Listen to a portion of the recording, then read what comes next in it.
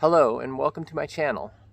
I wanted to give a brief introduction about what my channel's about, what I'm trying to accomplish here. First of all, I do want to monetize this channel. That takes 1,000 subscribers and a number of hours, so please do subscribe if you like the content. Hit the like button so it gets spread out, and I appreciate your support. Now, I bought this Honda Trail 125 a little over a month ago, and within a couple of days I realized that it just isn't fast enough for what I want to do. It's always been my dream bike, the Honda Trail series. My dad had a little moped made by Honda, a little bit smaller than the Trail, but that kind of got me going on motorcycles.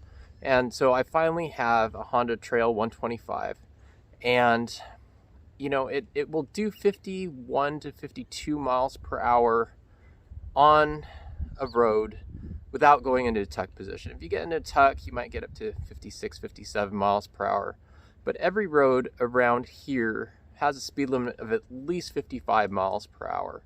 And so I did my research and I decided to buy a number of accessories and to upgrade the engine. And so this series of videos that you'll be watching has to do with my struggles with trying to upgrade the motorcycle to get up to speed, and also some of the accessories that I've done.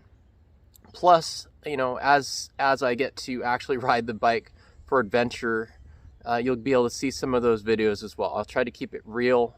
These are generally unscripted. I'm not writing a huge amount down. I'm just kind of doing this just straight from my head. So bear with us as we work through it. But the Honda Trail is a great starting bike. I have had a number of other motorcycles.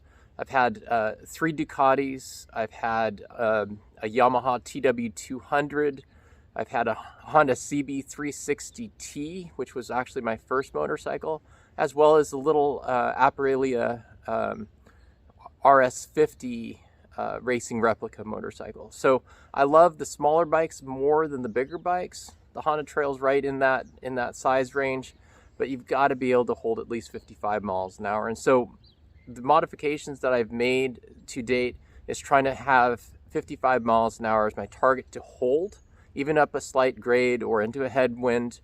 And so that's why you'll see some of these videos where I'm upgrading, etc. I did want to go ahead and show you the bike as it currently stands.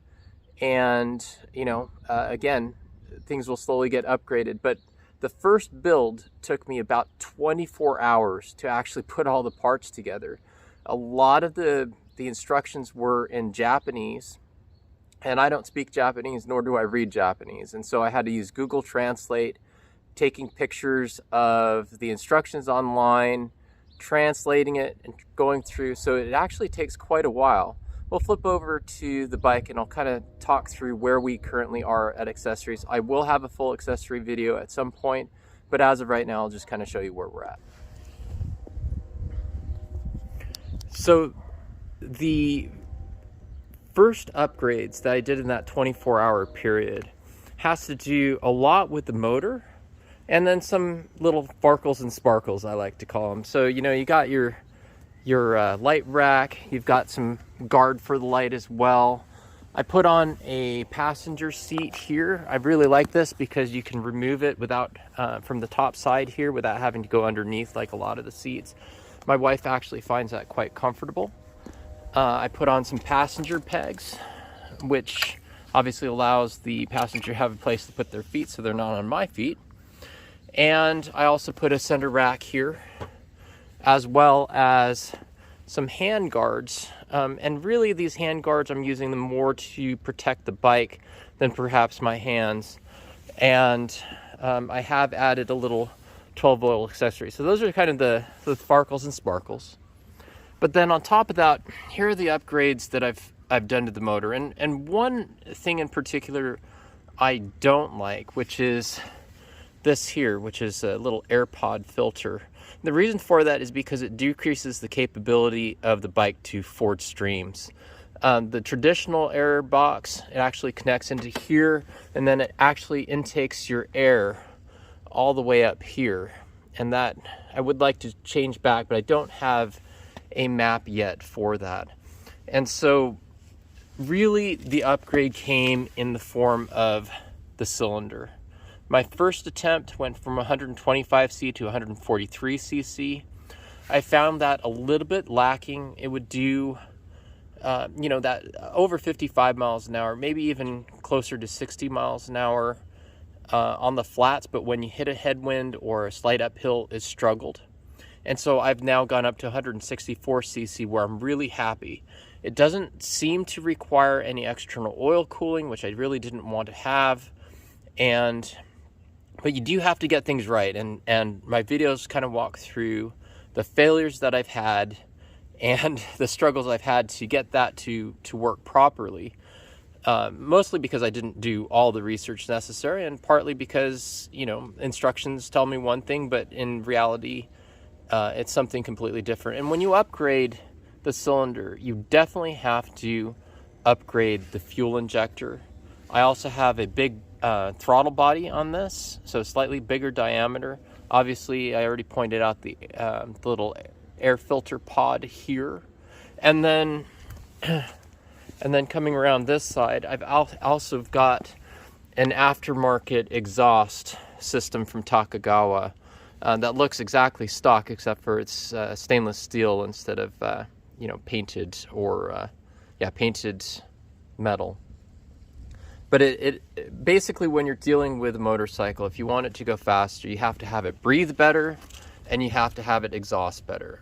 An engine is basically a air pump, and so the more air you can take in and the more air you can expel, the better your motorcycle is going to be. And then the rest is just about controlling heat and fuel.